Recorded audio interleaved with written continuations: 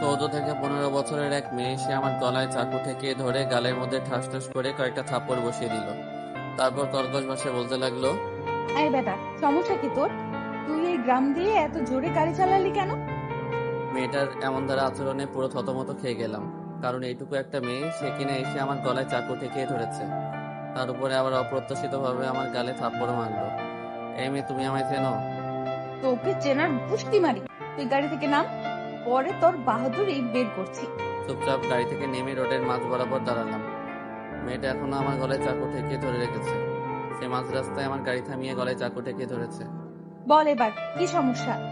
কিসের এত বাহাদুরি তোর যে তুই এমন বেপরোয়া ভাবে গাড়ি টেনে যাচ্ছিস? দেখো, আসলে আমার একটু তাড়া আছে, তাই আমি জোরে গাড়ি টেনে যাচ্ছিলাম। তোর তারা আছে বলে তুই এভাবে গাড়ি টেনে যাবি নাকি? মানুষের প্রাণের কি কোনো দয়া মায়া নেই তোর মাঝে? হুট করে যদি তোর গাড়ির নিচে কেউ এসে পড়ে তখন কি করবি? মেয়েটা কোনো কথা না বলে আবারও একটা থাপ্পড় মেরে দিল আকাশের গালের মধ্যে, যার ফলে আকাশ রাগে ফুলতে থাকে। এমএ, তুমি কিন্তু আমার সম্পর্কে এখনো ভালো করে জানো না, যে কে আমি বা কি আমার পরিচয়। আই বেটা, তোর পরিচয় তোর কাছেই রাখ। তোর পরিচয় জেনে আমার কোনো লাভ নেই। আর শোন, ভুলেও একদম আমাকে ভয় দেখাতে আসিস না। তুইও কিন্তু জানিস না যে আমি কে আর কি আমার পরিচয়। আমি হলাম এই গ্রামের সর্দার। আমি ছোট হতে পারি, কিন্তু এই গ্রামের কেউ আমার মুখের উপরে একটা কথাও বলে না। এমএ, থামো, না হয় কিন্তু লাজ বানিয়ে দিব সোজা। অনেকক্ষণ ধরে দেখছি তোমার বাহাদুরি, কিন্তু এখন আর না। আমি চুপ করে আছি বলে ভেবো না আমার কোনো ক্ষমতা নেই। আবার একটা থাপ্পড় বসিয়ে দিল মেয়েটা আকাশের গালে। পরে বলতে লাগলো, এই শোন, তোর এই পাওয়ার গুলো না অন্য কাউকে গিয়ে দেখা। আমার সামনে একদম বাহাদুরি করতে আসিস না। আর তুই ভুলে যাস না যে তোর গলায় এখনো আমি চাকু ঠেকিয়ে ধরে রেখেছি। তো গলা নামিয়ে কথা বল। এই যে মেয়ে, আমি কিন্তু সত্যি বলছি যে তুমি অনেক বড় ভুল করছো আমার সাথে অসভ্যতা করে। এর ফল কিন্তু ভালো হবে না। এই বেটা, কি করবি তুই? হ্যাঁ, কি করবি তুই? আকাশ এবার এতটা রেগে যায় যে সে কোমরে হাত দিয়ে পিছন থেকে মেশিনটা বের করে, যেটা দেখে মেয়েটা অট্ট হাসতে থাকে। কিন্তু আকাশ কিছু একটা ভেবে আবারও মেশিনটা কোমরে রেখে দেয়। কি রে, খেলনার পিস্তলটাকে আবার কোমরে গুজে রাখলি কেন? আকাশ আর কোনো কথা না বলে চুপচাপ দাঁড়িয়ে আসে, আর মেয়েটা আকাশের গলা থেকে চাকু নামিয়ে তার হাতের মধ্যে পেঁচিয়ে বসিয়ে দেয়। পরে মেয়েটা বলতে থাকে, শোন, বাহাদুরি না করে সোজা এখান থেকে চলে যা, কারণ তোর বাহাদুরি এখানে চলবে না। আকাশের হাত থেকে চিরচিরি করে রক্ত পড়ছে, কিন্তু সে আর কথা না বাড়িয়ে গাড়িতে উঠে পড়ে। পরে সেখান থেকে গাড়ি স্টার্ট করে চলে আসে।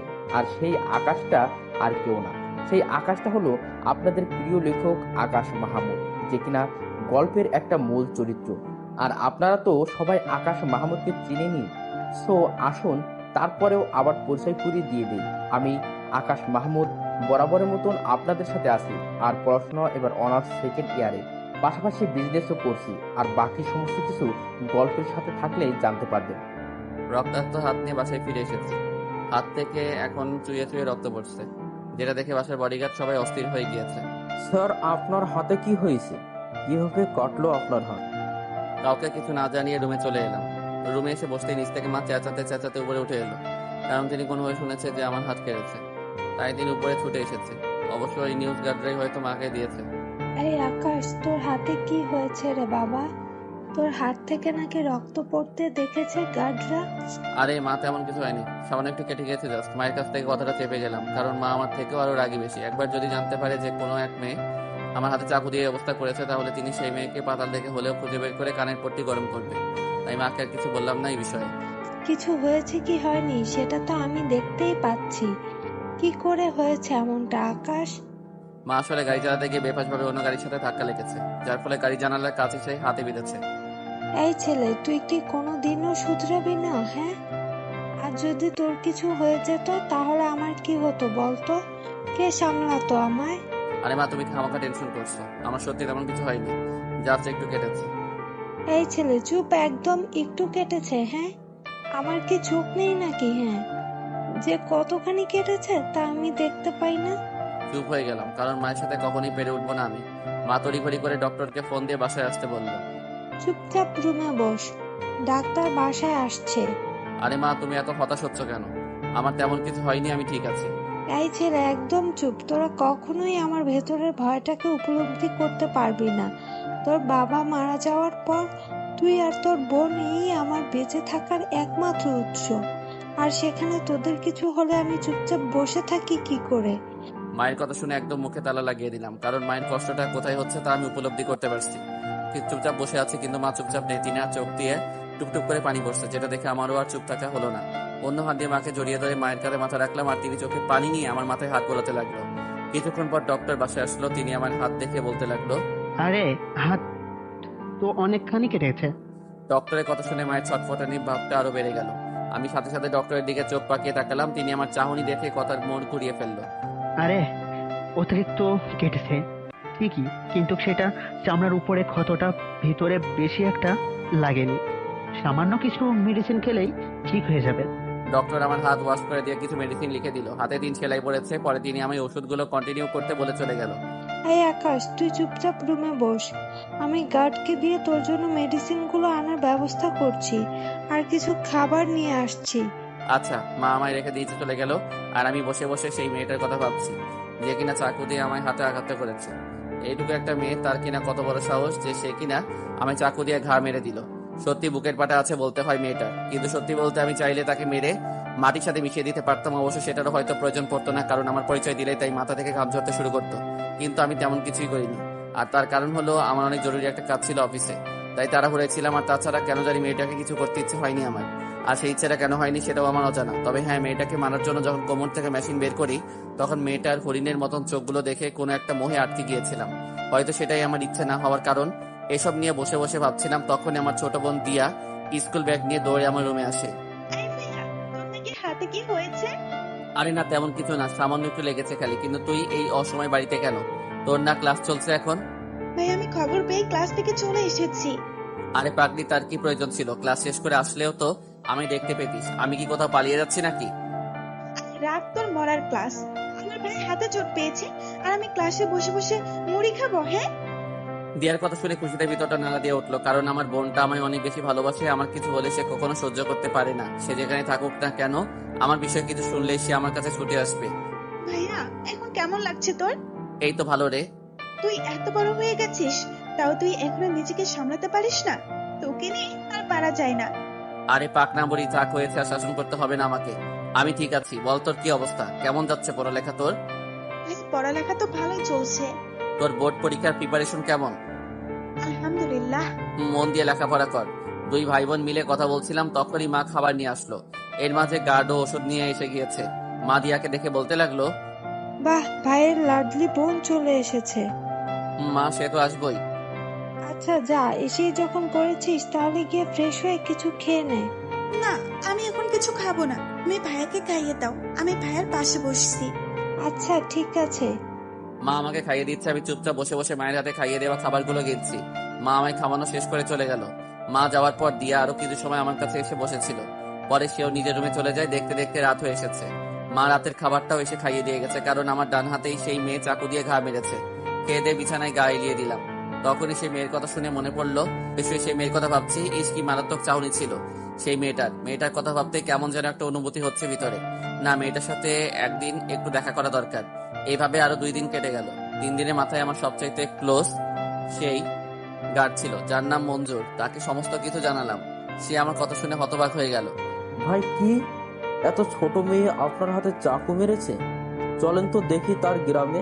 তাকে সেখান থেকে উঠিয়ে নিয়ে আসবো সোজা। দরকার হয় শহরে থাকা আমাদের সমস্ত ছেলেপেলেকে নিয়ে সেখানে যাব। তারপর দেখব তাকে তুলে আনা থেকে কে আটকায়। দেখি কত বড় বুকের পাটা সে মেয়ে, যে আপনার গায়ে চাকু দিয়ে আঘাত করে সেই মেয়ে। আরে মঞ্জুর ভাই, তার কোনো প্রয়োজন নেই। মেয়েটা এখনো অনেক ছোট। আমি শিওর যে সে ভুল করেই এমনটা করেছে। তো তাকে উঠানোর কোনো প্রয়োজন নেই। কিন্তু হ্যাঁ, এখন আমরা দুজন সেই গ্রামে যাব। ঠিক আছে ভাই, চলেন। বডিগার্ড মঞ্জুরকে নিয়ে সেই জায়গার উদ্দেশ্যে রওনা হলাম, যেখানে মেয়েটা আমায় চাকু মেরেছিল। হয়তো সেটাই মেয়েটার গ্রাম। গাড়ি নিয়ে সেই জায়গায় চলে গেলাম। সেখানে যেতেই দেখি মেয়েটা তার বয়সের চাইতে ছোট ছোট বাচ্চাদের সাথে কানামাছি খেলছে। আমি মঞ্জুর ভাইকে দেখিয়ে বললাম, সেই মেয়েটা। ভাই, কি মেয়েটাকে গিয়ে তুলে আনবো? না, আমরাই তার কাছে যাব। আর তাকে তুলে নিয়ে যাওয়ার কোনো মাকসাদ নেই আমার।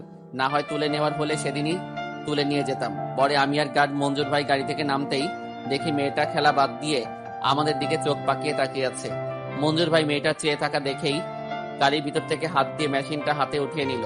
মঞ্জুর ভাই মেশিনটা নিয়েছেন ঠিক, কিন্তু সেটাকে কোমরে গুজে রাখুন। ঠিক আছে ভাই। মেয়েটা আমাদেরকে দেখতে পেয়ে খেলা বাদ দিয়ে রেখে আমাদের দিকে এগিয়ে আসলো। এই যে আপনি আবার এখানে কি করছেন? মেয়েটার কথা বলার ভঙ্গিমা দেখে বেশ অবাক হলাম, কারণ মেয়েটা সেদিন তুই তুকারি করছিল আর আজকে আপনি করে কথা বলছে। কি হলো, কথা বলছেন না যে? আসলে এমনিতেই তোমাদের গ্রামটা দেখতে এসেছিলাম। ও আচ্ছা, আসুন তাহলে আপনি আমার সাথে। আর আপনার চেলাকে বলুন গাড়িতে বসতে। তাকে আমি আমার সাথে নিয়ে যেতে পারবো না। মঞ্জু ভাই মেয়েটার কথা শুনে বিশাল খেপে গেল, কিন্তু আমি সাথে সাথে মঞ্জুর ভাই হাত চেপে ধরলাম। মঞ্জুর ভাই আমার হাত চেপে ধরা দেখে চুপচাপ গাড়িতে গিয়ে বসলো, আর মেয়েটা আমায় তার সাথে যেতে বলল। মেয়েটার পিছন পিছন হাঁটছি। কিছুটা দূর যেতেই দেখি বিশাল একটা গ্রাম। মেয়েটা আমাকে তার গ্রাম দেখানো বাদ দিয়ে রেখে তার বাসায় নিয়ে গেল। কি হলো, তুমি আমায় এখানে আনলে কেন? চুপচাপ বসুন, আমি একটু আসছি। আমি চুপচাপ বসে আছি। কিছুক্ষণ পর মেয়ে হাতে করে একটা নাস্তার ট্রে নিয়ে আসলো, যেটাতে সম্ভবত খিচুড়ি রয়েছে। এই যে এসব কি করছো? এই বেটা, তুই চুপচাপ বসতে পারিস না? তোর সব কিছুতে প্রশ্ন করতে হয় কেন? হ্যাঁ, মেয়েটার কথা শুনে চুপচাপ হয়ে গেলাম, কারণ মেয়েটার ঘাড়ের রগ যে মোটা সেটা আমার বুঝতে বাকি নেই। সে কিছুক্ষণ আমাকে আপনি করে বলছে, আবার কিছুক্ষণ তুই। আমি চুপচাপ বসে আছি, তখনই সেই মেয়েটা নাস্তার ট্রে থেকে খিচুড়ি বাটিটা উঠিয়ে নেয়, পরে নিজেই হাত ধুয়ে আমার সামনে খাবারের লোকমা ধরে। আমি চোখ পাকিয়ে মেয়েটার দিকে তাকিয়ে আছি। আরে এত অবাক হওয়ার কিছু নেই, আপনি আমাদের এলাকার মেহমান, তাই একটু খাতির যত্ন করছি। আবার তার উপরে আপনার হাতে আমি নিজেই আঘাত করেছি, যার কারণে আপনি আপনার হাতে খেতে পারবেন না, তাই নিজের হাতেই আপনাকে খাইয়ে দিচ্ছি। কি হলো, হা করুন। বাধ্য ছেলের মতনই পিচ্চি মেয়েটার কথাই হাঁ করলাম, আর সে আমায় খাওয়াতে শুরু করলো। আমায় খাওয়ানো শেষ করে হাত ধুয়ে নিয়ে আমার ক্ষত হাতটার মধ্যে নিজের হাত দিয়ে ছোঁয়াতে শুরু করলো। মেয়েটার আচরণে একটার পর একটা অবাকই হচ্ছি খালি, কিন্তু আমি কোনো কথা বা কোনো ধরনের রেসপন্সই করছি না। হুট করে সে আমার হাতটা উঠিয়ে নিয়ে তার নরম ঠোঁট দিয়ে চুমু খেতে আরম্ভ করলো। মেয়েটার এমন আচরণে আমি যেন আর আমার মধ্যে নেই, হারিয়ে গেছি কোনো এক কল্পনার রাজ্যে। হুট করেই সে আমার হাতটা উঠিয়ে নিয়ে তার নরম ঠোঁট দিয়ে চুমু খেতে আরম্ভ করলো। মেয়েটার এমন আচরণে আমি যেন আর আমার মধ্যে নেই, হারিয়ে গেছি কোনো এক কল্পনার রাজ্যে। কিন্তু হুট করে সে আবার মুহূর্তের মধ্যে আমার হাত ঝাড়ি দিয়ে দূরে ঠেলে দেয়। অবাকের চরম সীমায় পৌঁছে গিয়েছি আমি মেয়েটার এমন আচরণে। তখনই সে নরম সুরে বলে, দেখুন, আপনি কিছু মনে করবেন না, আসলে আমি বেখেয়ালি ভাবে এমনটা করে ফেলেছি। কিন্তু সত্যি বলতে আমার অনেকটা খারাপ লাগছিল আপনার হাতে চাকু দিয়ে আঘাত করার পর থেকে, তাই হয়তো নিজের খেয়াল হারিয়ে বেখেয়ালি হয়ে গিয়েছি। প্লিজ আপনি কিছু মনে করবেন না।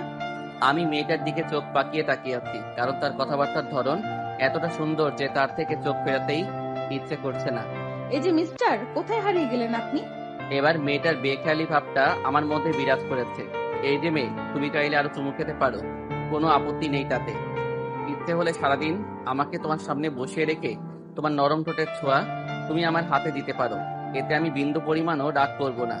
এই যে মিস্টার, কিছু উল্টাপাল্টা কথা বলছেন আপনি? হ্যাঁ, মাথাটা কি খারাপ হয়ে গেছে নাকি আপনার? আর আমি আপনার হাতে সারাদিন চুমু খাবো মানে কি? মেয়েটার রাগান্বিত কণ্ঠ শুনে বেখেয়ালি ভাবটা মুহূর্তের মাঝেই উল্টো রাস্তা ধরে পালিয়েছে আমার। না মানে আসলে রাখুন আপনার আসলে টাসলে, আপনার কোনো কথা শোনার ইচ্ছা আমার নেই, তো আপনি এখান থেকে এখন চলে যান। আরে তুমি এত রাগ করছো কেন? দেখো, আসলে আমি কথাটা ইচ্ছে করে বলিনি। আমি রাগ করেছি কারণ আপনি রাগ করার মতোই কথা বলেছেন, আর আমার রাগটা একদম সস্তা, যখন তখন চলে আসে। তাই এলাকার মানুষ সবাই অনেক সাবধানে কথাবার্তা বলে আমার সাথে, আর সেই সবার মাঝে আমার বাবাও রয়েছে। যদিও আমি কখনো আমার বাবার সাথে রাগারাগি করি না, কিন্তু তারপরেও তিনি আমার সাথে হুশ করে কথাবার্তা বলেন। আসলে সরি। আমি সরির কোনো প্রয়োজন নেই, প্লিজ আপনি দয়া করে এই গ্রাম থেকে চলে যান, আর কখনো এই গ্রামে আসবেন না আপনি। আরে মেয়ে, তুমি এতটা রেগে যাচ্ছ কেন? প্লিজ শান্ত হও। দেখুন, এবার কিন্তু সত্যি আমার রাগ উঠে যাচ্ছে।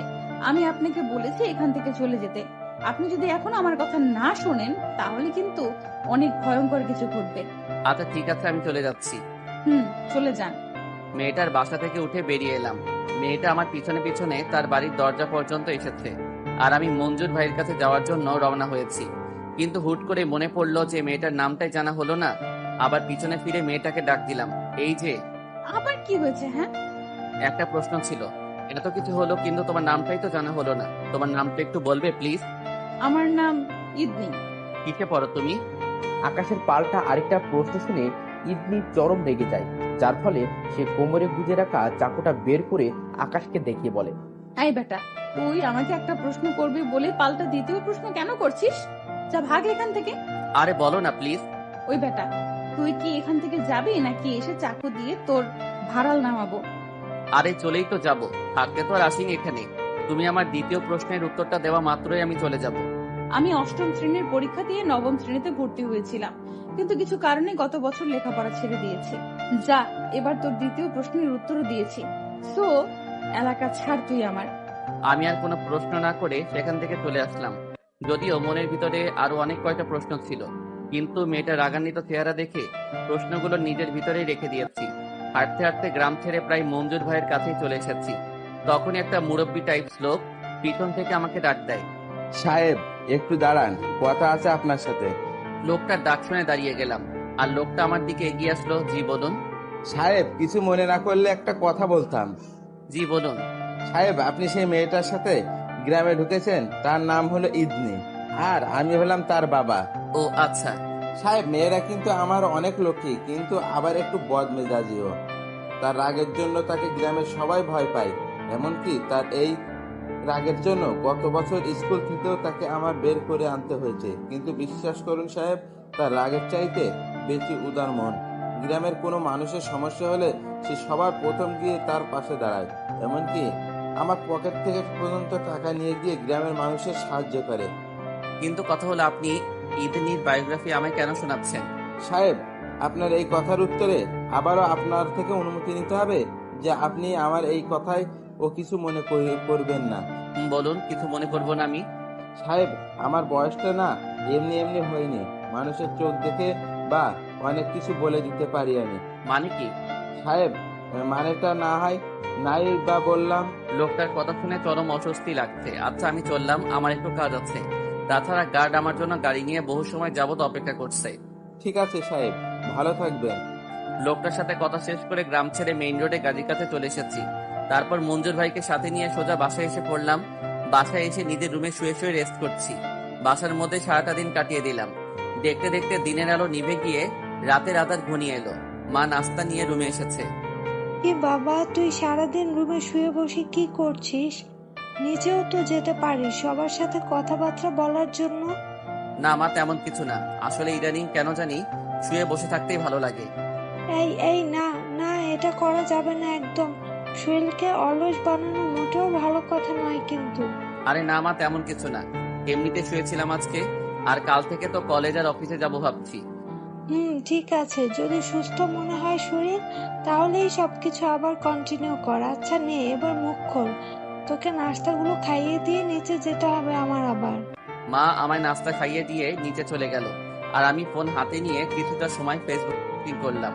সন্ধ্যায় কেটে গিয়ে মধ্যরাতের প্রহর শুরু হয়েছে। মা আমায় আবার টাইম করে এসে খাইয়ে দিয়ে গেল। আমি ওষুধকে ঘুমানোর উদ্দেশ্যে বিছানায় গা এলিয়ে দিয়েছি, কিন্তু ঘুম যেন আসতেই চাইছে না।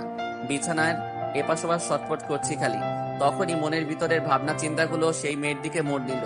শুয়ে শুয়ে তার কথা ভাবছি। ইস, কি মায়াবী চেহারা মেয়েটার। জানি না কেন জানি মেয়েটাকে নিয়ে ভাবতে ইচ্ছে করে খালি। তাকে নিয়ে ভাবলে কেমন যেন নিজের দুনিয়া ভুলে গিয়ে অন্য দুনিয়ায় চলে যাই আমি।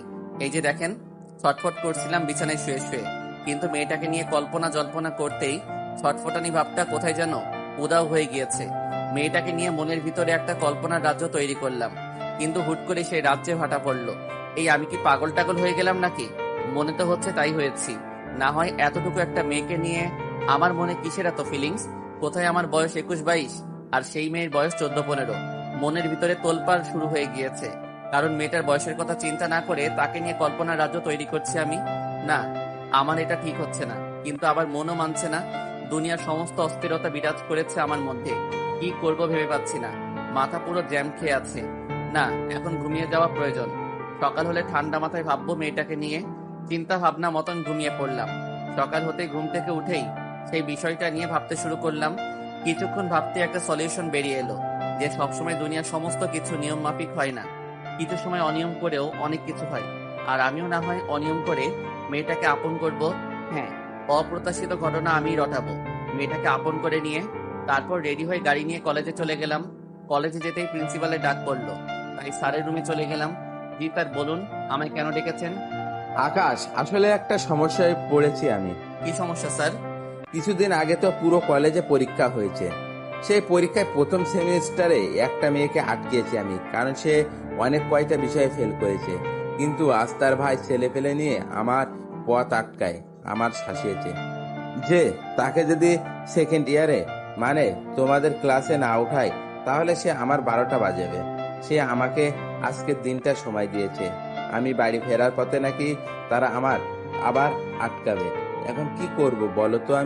আমি তো নিয়মের বাইরে গিয়ে কিছু করতে পারবো না। স্যার দেখুন, নিয়মের বাইরেও কিন্তু অনেক কিছু হয়, কিন্তু আপনার বিষয়টা যেহেতু বাধ্যতামূলক তাহলে তো আপনাকে আপনার কাজই করতে হবে। কিন্তু তারা তো আমার আজকের দিনটা সময় দিয়েছে। আমি যদি তাদের কথা না শুনি তাহলে তারা আমার ক্ষতি করে দিবে। প্লিজ আকাশ, তুমি আমাকে এই বিষয়ে কোনো একটা সাহায্য করো। ঠিক আছে স্যার, কলেজ শেষে আজ আমি আপনার সাথে যাব। আচ্ছা ঠিক আছে। তারপর আমি ক্লাসে চলে আসলাম। সব কয়টা ক্লাস শেষ করে প্রিন্সিপালের সাথে তিনার গাড়িতে করে তিনার বাসার উদ্দেশ্যে রওনা হলাম। তখনই দেখি বাজারের মোড়ের মধ্যে অনেক কয়টা ছেলে পেলে লাঠি সোটা নিয়ে দাঁড়িয়ে আছে। আকাশ দেখো, ওই যে ছেলেগুলো। স্যার আপনি আমার সাথে আসেন। স্যারকে নিয়ে গাড়ি থেকে নামতে ছেলে পেলেগুলো আমাদের দিকে এগিয়ে আসলো। তখনই তাদের থেকে একজন ছেলে বলে উঠল, স্যার, আমার বোনকে সেকেন্ডে উঠিয়েছেন তো? ভাই দেখেন, ফেল করলে উপরে ওঠানোর কোনো নিয়ম নেই। আর তাছাড়া আপনার বোন অনেক কম বিষয়ে ফেল করেছে, তো স্যার আপনার বোনকে উঠাতে পারবে না। ওই বেটা প্রিন্সিপাল উঠাবে তো তোর বাপও উঠাবে। তুই কে রে? তুই আমাদের মাঝে ক্ষমাখা এসে বাম হাত কেন দিচ্ছিস? ভাই ঠিকঠাক মতন কথা বল, না হয় কিন্তু। না হয় কিন্তু কি? কি করবি তুই? ছেলেটার কথা শুনে আকাশের মেজাজ চটে যায়। সে কোমর থেকে পিস্তল বের করে সোজা গিয়ে সেই ছেলের কলার চেপে ধরে। বল এবার কি বলবি? ছেলেগুলো আকাশের হাতে পিস্তল দেখে ঘাবড়ে যায়, যার ফলে ছেলেগুলো একদম চুপচাপ হয়ে যায়। কিন্তু আকাশ চুপচাপ থাকার পাবলিক নয়, কারণ বেয়াদবের সাথে বেয়াদবি করা সে ভালো করে জানে। তাই সে সেই ছেলেটার কলার ছিঁড়ে দিয়ে গালের মধ্যে কষে একটা লাগিয়ে দেয়। তারপর বলতে থাকে, স্যারের সাথে অসভ্যের মতন আচরণ করলি কোন সাহসে তুই? কত বড় সাহস যে তুই স্যারের মতন সম্মানিত মানুষের সাথে বেয়াদবের মতন আচরণ করিস? ছেলেটা একদম বোবা হয়ে গিয়েছে, আর তার সাথে ছেলেপিলে যারা আছে তারা তো একদম যেন কিছুই জানে না। ছেলেটা চুপচাপ থাকা দেখে আকাশ আবার তার কলার চেপে ধরে। কিরে এখন কথা বলছিস না কেন? পিঠের এত পাওয়ার তোর? তুই চিনিস আমি কে? তখনই পিছন থেকে কেউ একজন এসে শার্টের কলার চেপে ধরার মতন করে পিছন থেকে আকাশের শার্ট চেপে ধরে। আকাশ ছেলেটাকে ছেড়ে দিয়ে পিছনে ঘুরতেই দেখে ইদনি তার শার্ট পিছন চেপে ধরে তার দিকে ভয়ানক দৃষ্টিতে তাকিয়ে আছে। ইদিনি, তুমি হঠাৎ এখানে কি করছো? আমি আমার বাবার সাথে কেনাকাটা করার জন্য এখানে এসেছি, কিন্তু তুই বল যে তুই খোলা বাজারের মধ্যে গুন্ডামি মাস্তানি কেন করছিস? এতটা জঘন্য কেন তুই? ইদিনি আমার শার্ট ছাড়ো তুমি। না, আমি তোর শার্ট ছাড়বো না। তুই বাজারে গুন্ডামি কেন করবি? ইদিনি দেখো, তুমি কিন্তু এসবের পিছনের আসল কাহিনী জানো না। আমি জানি আর না জানি সেটা বড় বিষয় না। কথা হচ্ছে তুই খোলা বাজারের মধ্যে গুন্ডামি করছিস, যেটা আমি করতে দেব না। এই ভাইয়া, আপনারা চলে যান, আমি দেখছি এই ছেলেকে। ইদনির কথা শুনে প্রিন্সিপালের সাথে ঝামেলা করতে আসা ছেলেপিলেগুলো সেখান থেকে চলে যায়। ইদিনি এখন কিন্তু খুব খারাপ হবে বলে দিলাম। তুমি ভালোই ভালোই আমার শার্ট ছাড়ো। এই বেটা, একদম দাদাগিরি দেখাতে আসবি না বলে দিলাম। মনে রাখবি সব সময় যে ইদনি কারোর ধার ধারে না। ইদনির কথা শুনে চরম রাগ উঠে গেল। বসে একটা থাপ্পড় বসিয়ে দিলাম ইদনির গালের মধ্যে, যার ফলে সাথে সাথে সে আমার শার্ট ছেড়ে দিয়ে কয়েক হাত দূরে সরে যায়। আর দূরে সরে গিয়ে গালে হাত দিয়ে কান্না জড়িত ভঙ্গিতে আমার দিকে চেয়ে থাকে। কারণ সে হয়তো ভাবতেও পারেনি যে আমি তাকে এমন ভাবে বাজারের লোকজনের সামনে থাপ্পড় বসিয়ে দিব। তখনই তার বাবা আমার সামনে আসে আর ইদনিকে বলে, ইদনিমা, তুই গিয়ে আমাদের গ্রামে সিরিয়াল করার সেই গাড়িগুলোর আছে সেটাতে গিয়ে উঠে বস, আমি ওনার সাথে একটু কথা বলবো। ইদনি তার বাবার কথা মতন লাইনে দাঁড় করিয়ে রাখা একটা গাড়িতে গিয়ে বসলো, যেটা তাদের গ্রামেই যাবে। সাহেব, আমার মেয়েটা না বুঝে আপনার কাজে এসে বাধা দিয়ে ফেলেছে, প্লিজ আপনি কিছু মনে করবেন না। দেখুন, যা মনে করার তা একটু আগে করে ফেলেছি, কারণ সব জায়গায় মাথা ঘামালে হয় না। আপনারা হয়তো দেখছেন যে আমি পিস্তল হাতে নিয়ে সেই ছেলেগুলোকে শাসাচ্ছিলাম, কিন্তু তার মানে এই নয় যে আমি গুন্ডা মাস্তান। সেই ছেলেগুলো ওই যে দেখছেন দাঁড়িয়ে আছে ভদ্রলোক, যে কিনা আমাদের কলেজের প্রিন্সিপাল, তিনাকে শাসাচ্ছিল। তাই তাদেরকে শায়েস্তা করার জন্য এখানে এসেছি। কিন্তু ইদনি তার মাঝে এসে হাঙ্গামা শুরু করে দিল। সাহেব, ইবনির তরফ থেকে আমি আপনার কাছে ক্ষমা চাইছি। প্লিজ আপনি আমার মেয়েকে মাফ করে দিন। আসলে আমার মেয়েটা অত শত বুঝে না, তাই সে না বুঝে এমন করে ফেলেছে। কিন্তু আশা করি সে আপনার সাথে মানিয়ে নিতে পারবে।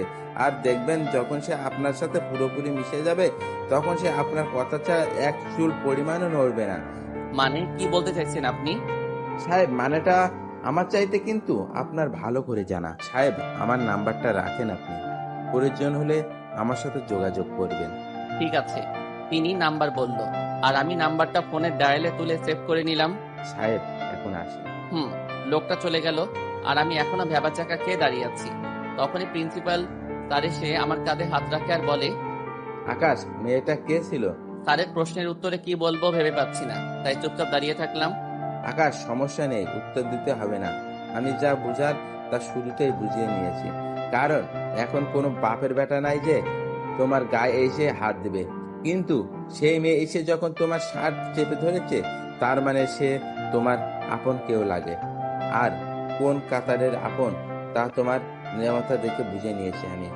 স্যারের কথা শুনে লজ্জায় মাথা কাটা যাচ্ছে মতন অবস্থা, শরমে মাথা নুইয়ে রেখেছি। আরে আকাশ, লজ্জা পাওয়ার কিছু নেই। আমি এখন কলেজের বাইরে আছি। তুমি এখন আমাকে প্রিন্সিপাল না ভাবলেও পারো। তবে হ্যাঁ, একটা কথা বলি, মেয়েটা খুব মায়াবী। যদি সম্ভব হয় অতি দ্রুত তাকে বিয়ে করে নাও। কারণ আজকালকার মেয়েরা একটু বড় হলেই নিজের ভার্জিনিটি হারিয়ে বসে, না হয় নিজের ইচ্ছায় বিলিয়ে দেয়। সো যত তাড়াতাড়ি বিয়ে করবে ততই মুসিবত কম। আর তাছাড়াও আমার মতে তুমি এখন পরিপূর্ণরূপে ইস্টাবলিশ। কারণ তোমার পড়ালেখার পাশাপাশি বিজনেস আছে, তার নাম ডাক তো আছে মাশাআল্লাহ। সো পড়ালেখা না করলেও চলে তোমার। পড়ালেখার চিন্তা করে এমন মেয়েকে হাতছাড়া করা বোকামি হবে তোমার। তাই ভালোভাবে একটু ভেবে দেখো। আচ্ছা, আমি এখন চলে যেতে পারবো।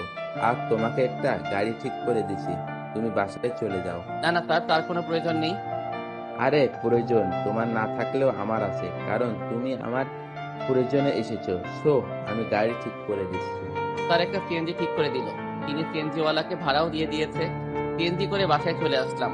অন্যদিকে আমার ড্রাইভার গিয়ে গাড়ি নিয়ে এসেছে কলেজ থেকে, কারণ কলেজ থেকে বের হয়ে তাকে মেসেজ করে বলেছি যে কলেজের সামনে থেকে আমার গাড়ি বাসায় নিয়ে যেতে।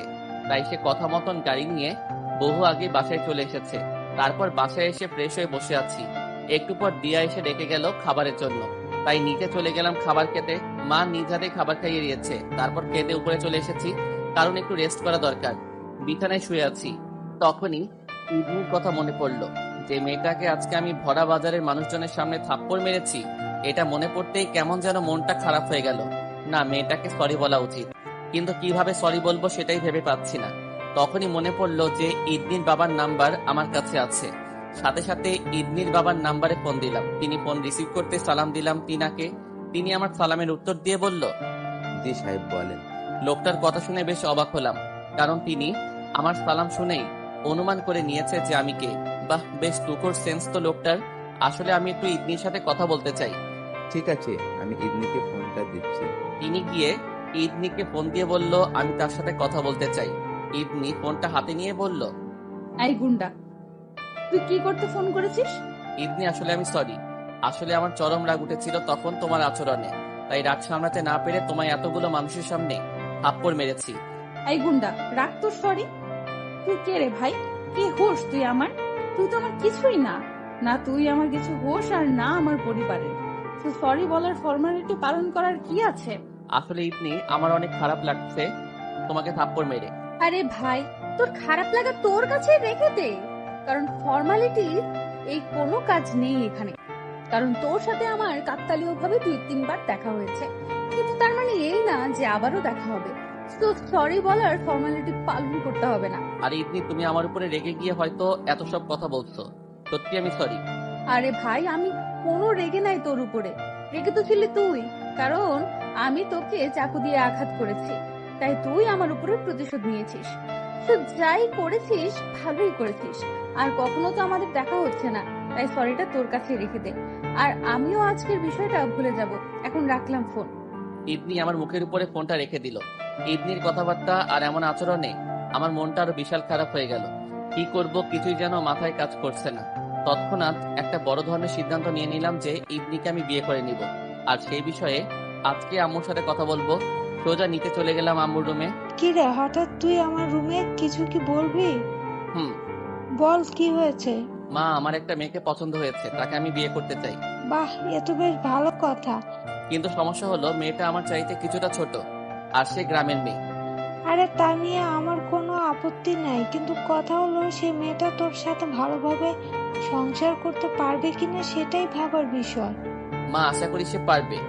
তাহলে তো ভালোই। আচ্ছা, তাহলে মেয়ের ঠিকানা দে, আমি গিয়ে মেয়ের পরিবারের সাথে কথা বলবো। মা, মেয়ের বাবার নাম্বার আমার কাছে আছে, তুমি তার সাথে কথা বলো। আর তার পরিবার বলতে তার মা নেই, তো তার বাবাকে আসতে বললে তিনি এখানে চলে আসবে। তোমার কষ্ট করে সেখানে যাওয়ার দরকার নেই, কারণ তুমি সেখানে গেলে মেয়েটা রাজি নাও হতে পারে। আকাশের মা আকাশের শেষ কথাটা শুনে কিছুটা অবাক দৃষ্টিতে আকাশের দিকে তাকায়। কিছুক্ষণ পর স্বাভাবিক হয়ে তিনি নিজেই বলে, আচ্ছা ঠিক আছে, তার বাবার নাম্বার দে। ইবনির বাবার নাম্বার মাকে দিয়ে নিজের রুমে চলে আসলাম। রুমে আসতে দেখি বালিশের পাশে থাকা ফোনটা বাজছে। ফোনটা রিসিভ করতে অপর পাশ থেকে ফরিদ হাঁপাতে হাঁপাতে বলছে, ফরিদ আকাশের টিমের এই ছেলে। ভাই, শহরে অনেক ভয়ানক একটা গ্যাং এর উৎপত্তি হয়েছে, আর তারা ধরে ধরে আমাদের ছেলেপিলেকে মেরে ফেলছে। প্লিজ আপনি কিছু একটা করুন। কি কি বলিস তুই এসব? হ্যাঁ ভাই, তারা আজকে আমাদের 3টা ছেলেকে মেরে ফেলেছে। তুই তাদের কাউকে চিনিস বা দেখেছিস? না ভাই, তাদের বিষয়ে তেমন কিছু জানি না, তবে এটুকু শুনতে পেরেছি যে তাদের লিডার একটা মেয়ে, আর সেই মেয়ে মানুষকে আস্ত খেয়ে ফেলতে পারে। এক প্রকারের নরপিশাচ বলতে পারেন। কামড়েই নাকি মানুষকে মেরে ফেলে। শুধু সে একা নয়, তাদের টিমের অনেকেই এই নাকি কামড়ে মানুষ মেরে ফেলার ক্ষমতা আছে। আমাদের 3টা ছেলেকেও তারা কামড়ে মেরেছে। আমাদের ছেলেপিলের লাশ পাওয়ার পর তাদের গলার নিচে কারো দাঁতের চিহ্ন পেয়েছি, যেই চিহ্নটা একদম গলার চামড়া থেকে নিয়ে শুরু করে গলার রক পর্যন্ত গিয়েছে। যেসব দেখে স্পষ্ট বোঝা যাচ্ছে যে কেউ তাদের গলায় ধারালো হাত দিয়ে কামড়েছে। ঠিক আছে, আমি দেখছি, তোর একটু সাবধানে থাক। তারপর ফোন রেখে দিলাম বিছানার পাশে। মাথা খারাপ হয়ে গিয়েছে পুরো এই খবর শোনার পর। তখনই ফোনটা আবার বেজে ওঠে। বালিশের পাশ থেকে ফোনটা আবার হাতে উঠাতেই দেখি ইবনির বাবার নাম্বার থেকে ফোন এসেছে। আমি তাড়াতাড়ি কিছু না ভেবেই ফোনটা রিসিভ করলাম। তখনই অপর পাশ থেকে ইবনি বলে ওঠে। সরি। চমকে গেলাম ইবনির এমন অদ্ভুত আচরণে। ইবনি হঠাৎ সরি বলছো, কাহিনীটা কি? আসলে বাবা আমায় সবকিছু বলেছে বাসায় আসার পর, যে আপনি সেখানে গুন্ডামি করছিলেন না, বরং যারা গুন্ডামি করছিল আপনি তাদের শায়েস্তা করছিলেন। হুম। আমি দুঃখিত, প্লিজ কিছু মনে করবেন না। না, আমি কিছু মনে করিনি। Thank you. আচ্ছা, আপনার হাতের কি অবস্থা এখন? ভালো হয়েছে কি হাত? ভালো হয়েছে। আচ্ছা তাহলে এবার রাখি, ভালো থাকবেন। তুমিও। তারপর ইবনি ফোন কেটে দিল। বেশ খুশি লাগছে ইবনির এমন আচরণে। ভিতরে কেমন যেন অনুভূতি হচ্ছে ইবনিকে নিয়ে। এসব নিয়ে ভাবতে ভাবতে ঘুমিয়ে গেলাম। বিকেল বেলায় মা এসে ডাকতে শুরু করলো। এই আকাশ, উঠ। ঘুম ঘুম চোখে মাকে জিজ্ঞেস করলাম, কি হয়েছে মা? আরে উঠে বস আগে, পরে তোকে বলছি। চোখ কসলাতে কসলাতে শোয়া থেকে উঠে বসলাম। বলো। আমি মেয়ের বাবার সাথে কথা বলেছি, তিনি রাজি তোর সাথে তিনার মেয়ের বিয়ে দিতে, কিন্তু তিনি বলেছেন আগামীকাল একবার গিয়ে তার সাথে এবং তার মেয়ের সাথে কথা বলতে। ঠিক আছে মা, আমি যাব। দেখতে দেখতে দিনটা কেটে গেল। পরের দিন সকালে কলেজে না গিয়ে ইবনির গ্রামে যাওয়ার জন্য রওনা হলাম। গাড়িটি সাথে নিয়ে ইবনির গ্রামে এসেছি। ইবনির বাসায় যাওয়ার মাঝপথে তার বাবার সাথে দেখা হলো। সাহেব, আপনি এসেছেন? হুম। সাহেব, আপনাকে কিছু বলার আছে। জি বলুন। সাহেব, ইবনিকে বিয়ের ব্যাপারে এখনো তেমন কিছুই বলেনি। সে শুধু জানে তাকে আজকে কেউ দেখতে আসবে। সো আপনি গিয়ে তার সাথে কথা বলুন। অবশ্যই আশা করি সে রাজি হবে না, কিন্তু আমি বললে আবার আমার কথাও সে ফেলতে পারবে না, কারণ সে আমার অনেক বেশি ভালোবাসে। তার যত কষ্ট হোক না কেন, সে তা মুখ বুজে সহ্য করে আমার কথা মেনে নেবে। ঠিক আছে, আমি গিয়ে তার সাথে কথা বলছি। ইবনির বাসায় চলে গেলাম ইবনির সাথে কথা বলার জন্য। সে আমাকে তার বাসায় দেখে অবাক দৃষ্টিতে বলতে লাগলো, আই আপনি এখানে কি করছেন? তোমার সাথে কথা বলতে এসেছি। মানে কি? আগে আমায় বসতে দাও। ভেতরে আসুন। ইবনির বাসার ভিতরে গিয়ে বসলাম। এবার বলুন। কথা ঘুরিয়ে পেঁচিয়ে না বলে সোজা বলে দিলাম, ইবনি, আমি তোমায় বিয়ে করতে চাই। ইদানিং আকাশের কথা শুনে চরম রেগে যায়। সে কোমর থেকে সেই চাকুটা বের করে বসা থেকে উঠে দাঁড়ায়। পরে আকাশের দিকে চাকু নিশানা করে বলে, আগের বার তো হাত কেটেছি, এবার তোর গলা নামিয়ে দিব একদম। ইদনি যা করার করো, আমি তোমায় বিয়ে করব এটাই খালি জানি আমি। দেখ, আমার কিন্তু অতিরিক্ত রাগ হচ্ছে। তুই কিন্তু অনেক বেড়েছিস। তোর দশা খারাপ করে ছেড়ে দেবো কিন্তু, বলে দিলাম। ইদনি বললাম তো যে তোমার যা করার করো, কিন্তু আমি তোমায় বিয়ে করে নিজের বউ বানাবো। এই হারামি, আর একবার এই বিয়ের নাম মুখে আনবি না। তোর মতন গুন্ডাকে বিয়ে করার কোনো ইচ্ছে নেই আমার। আর তাছাড়া বাবা আমাকে এখন বিয়ে দিবে না। ইদনি তোমার বাবার সাথে কথা বললেই এখানে এসেছি। আকাশের মুখে তার বাবার কথা শুনে ইদনির গলার স্বর ছোট হয়ে যায়। বাবা বলেছে মানে? বুঝলাম না। তোমার বাবা তোমার আর আমার বিয়েতে রাজি। তিনার সাথে কথা বলেই তোমার কাছে এসেছি আমি। ইদনি চুপচাপ হয়ে যায় আকাশের কথা শুনে, কিন্তু কিছুক্ষণ পর সে নীরবতা ভেঙে নিজেই আকাশকে বলে, দেখ, আমার বাবা যদি তোর সাথে বিয়ে দেওয়ার সম্মতি দিয়ে থাকে তাহলে আমি চুপচাপ বিয়ে করে নিব। কিন্তু হ্যাঁ, তোর সাথে এই জন্মে কোনোদিনও সংসার করব না আমি, কারণ তুই হলি অনেক বড় গুন্ডা। আর তাছাড়া বয়সে তো আমার চাইতেও অনেক সিনিয়র। তোর সংসার করার স্বপ্ন তোর ভুলে যেতে হবে। আর তাছাড়া আমি নিজেই তোর সাথে কোনোদিন সংসার করব না। হ্যাঁ, বিয়ে করলে অবশ্য তোর বাড়িতেই থাকতে হবে আমার, কিন্তু তুই কোনোদিন আমার মন আর শরীর পাবি না। তোর মতন তুই থাকবি আর আমি আমার মতন করে থাকবো। আর যদি কখনো তুই আমার সাথে জোর করে কিছু করার চেষ্টা করিস তাহলে সেদিন হয় তোকে মেরে ফেলবো, না হয় নিজে মরে যাব। মোট কথা, তোকে আমি এই জীবনে কোনোদিনও মেনে নিব না, কারণ তোর জন্য আমার মনে কোনো জায়গা নেই, আছে শুধু ঘৃণা। কিন্তু সেটা প্রকাশ করার ভাষা পাচ্ছি না বাবার সম্মতি দেখে। আর হ্যাঁ, আরেকটা কথা, তুই আমাকে বিয়ে করাটা তোর জন্য অনেক বড় কাল হয়ে দাঁড়াবে, এটাই খালি মাথায় ঢুকিয়ে রাখিস। ইদনির কথা আকাশ এক কান দিয়ে ঢুকিয়ে অন্য কান দিয়ে বের করে দেয়, কারণ সে আগে থেকে জানতো ইদনি এমন কিছু করবে বা বলবে। অবশ্য তার ধারণা এর চাইতেও আরো নেগেটিভ ছিল ইদনিকে নিয়ে, যে ইদনি তাকে হয়তো আবারও চাকু দিয়ে আঘাত করবে, কিন্তু না, সে সেটা করেনি। যাক বাবা, বাঁচলাম মেয়েটার হাত থেকে। ইদনি তুমি টেনশন করিও না, আমি তোমাকে আমার ভালোবাসা দিয়ে ঠিক পাল্টে দিব। আকাশ কথাগুলো মনে মনে বলে, তখনই ইদনি তাকে আবার বলে, শোন, তুই হয়তো এখন মনে মনে ভাবছিস যে বিয়ের পর আমাকে তোর মায়ায় আটকে পরিবর্তন করবি। তাহলে সেটা কিন্তু তোর ভুল ধারণা হবে, কারণ এই ইদনি কখনো পাল্টাবার মানুষ না। সে যেটা একবার মুখ দিয়ে বলে সেটা সে করেই ছাড়ে। আর তোর ক্ষেত্রে তো আরো ভয়ঙ্কর হয়ে যাব আমি, কারণ তুই আমাকে চ্যালেঞ্জ ছুড়ে মেরেছিস। আমার অনিচ্ছা সত্ত্বেও তুই আমার বাবাকে পটিয়ে আমায় বিয়ে করেছিস। তোর জন্য সত্যি অনেক ভয়ঙ্কর কিছু অপেক্ষা করছে। ইদনির কথা শুনে তাজ্জব হয়ে গেলাম, কারণ সে আমার মনের কথাটা জেনে গেছে। না, এখন এখান থেকে যাওয়া উচিত। তাই বসা থেকে উঠে দাঁড়ালাম। ইদনি, বিয়ের জন্য তৈরি হও তুমি, আর আমার যা হওয়ার হবে তা নিয়ে কোনো মাথা ব্যথা নেই আমার। ইদনি আকাশের শেষ কথাটা শুনে আরো রেগে যায়। সে অগ্নির দৃষ্টি আকাশের দিকে তাকিয়ে থাকে। ইদনি, আমি চললাম এখন। যা দূর হ আমার চোখের সামনে থেকে, না হয় বিয়ের আগেই তোর মরণ হবে আমার সাথে। আকাশ ইদনির বাসা থেকে বেরিয়েছে, সোজা হাঁটা ধরে। মাঝপথের সেই জায়গাটাতেই আকাশের সাথে আবার ইদনির বাবার দেখা হয়। আমার কথা শুনে তার ভিতরে আমার রক্ত খাওয়ার পিপাসা জেগেছিল, কিন্তু আপনার কথা শুনে সে চুপ হয়ে যায়। কিন্তু তারপরে অনেক কিছু বলেছে আমাকে, তবে সেসব আপনাকে না বলাই ভালো। আপনি খালি বিয়ের ব্যবস্থা করুন, যত জলদি তাকে বিয়ে করব ততই ভালো আমার জন্য। ঠিক আছে, আমি আপনার মায়ের সাথে কথা বলে আসবো, শুক্রবার বিয়ের ডেট ফাইনাল করব। ঠিক আছে। ঈদদিন বাবার সাথে কথা শেষ করে চলে আসলাম। গাড়িতে বডিগার্ড অপেক্ষা করছে বসে বসে। তার সাথে আবারও বাসায় চলে আসলাম। বাসায় এসে মাকে জানালাম মেয়ের বাবার সাথে আর মেয়ের সাথে কথা হয়েছে আমার, কিন্তু কি কথা হয়েছে সেটা বলিনি। আর কারণ ঈদনির সম্পর্কে মাকে বললে তিনি এই জন্মে আর ঈদনির সাথে বিয়ে দিবে না। আমার ঈদনির আচরণ সম্পর্কে লুকিয়ে রেখে তার কিছুটা প্রশংসা করলাম। মা তো বেশ খুশি। তারপর নিজের রুমে চলে আসলাম। সময়ের মতন কাটছে। রাতের বেলায় ফরিদ আবারও ফোন দিল। ভাই, কোনো খবর পেয়েছেন কি সেই গ্যাংস্টারের সম্পর্কে? না, আমি এখনো এসবে মাথা ঘামাইনি, আর আগামী 1 সপ্তাহ ঘামাবো না। তোরা সাবধানতার সাথে থাক। 1 সপ্তাহ পর আমি এসবে মাথা ঘামাবো। ঠিক আছে ভাই। তারপর ফোন রেখে দিলাম।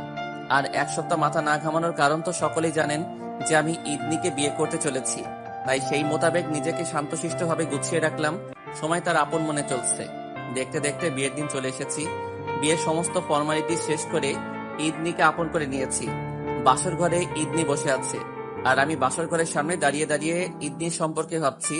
তখনই মা এসে এত ভাবাভাবির কিছু নেই, পছন্দ করে বিয়ে করছিস তো এত ভাবার কি আছে? যা ভেতরে যা। মা আসলে আকাশ, তুই ছেলে, আর ছেলেদের এতটা ভাবাভাবির কাজ নেই, সো ভেতরে যা। কথা মতন বাসর ঘরের দরজা খুলে ভিতরে প্রবেশ করলাম।